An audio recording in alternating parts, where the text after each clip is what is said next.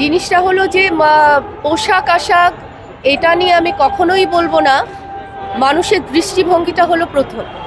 মানুষ কি মানে দৃষ্টিটা কি, বা ছোটবেলার থেকে যে বড় হওয়া, প্রপারলি একজন ছেলেকে বড় করা এবং ভালো জ্ঞান বুদ্ধি দিয়ে বড় করা, তার পরিবার থেকে যে শিক্ষাটা সে পেয়ে বড় হবে, যে ভালো শিক্ষা পেয়ে বড় হবে, সে কোনোদিনই এ ধরনের খারাপ কাজ করতে পারবে না। এটা হলো পারিবারিক শিক্ষা এবং দৃষ্টিভঙ্গি, এবং সে মানুষটা কেমন, মানুষকে ভালো হতে হবে। এখানে কাপড় চোপড়, নারী পুরুষ কোনো ঘটনাই না। নারী আবার আলাদা করে কি, নারী যেমন পুরুষও তেমন, এটা কোনো আলাদা কোনো ব্যাপার না। তো আমাদেরকে মানুষকে সচেতন হতে হবে এবং সুস্থ মানসিকতা নিয়ে এগিয়ে যেতে হবে। এইসব জিনিস আর সত্যি দেখা যাচ্ছে না। অনেক অনেক অনেক কষ্ট, মানে এই কি বলবো আমি, মানে নারী হিসাবে তো আমাকে বলতেই হচ্ছে, যেগুলো মেনে নেওয়া যাচ্ছে না আসলে। আচ্ছা আপা, নেটিজনরা আসলে অনেকে দাবি করছেন যে আসলে ধর্ষক প্রমাণিত হলে তাকে জনসম্মুখে পাথর দিতে হবে। একদম একদম, আমি এটার সাথে আমি একদম এটার সাথে একমত।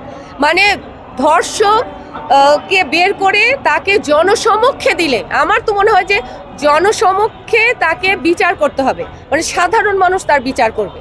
এবং পাথর না না না, কেন হবে এটা?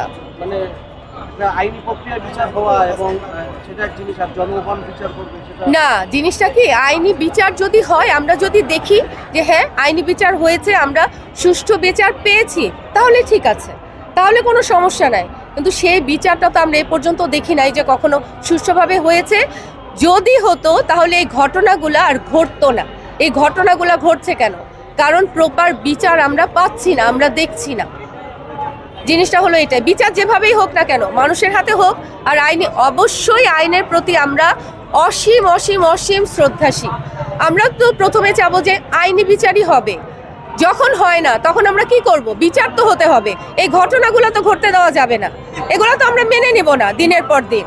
তাহলে কিসের নারী দিবস, কিসের নারী এগিয়ে যাচ্ছে? আমি তো বলবো নারী 1% এগিয়ে যায় না।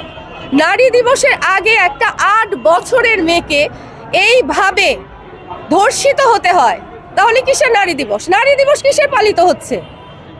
আপা, শুটিং সেটে কি আসলে দেশের এই সব পরিস্থিতি নিয়ে আপনাদের শুটিং সেটে কি মন বসে কি?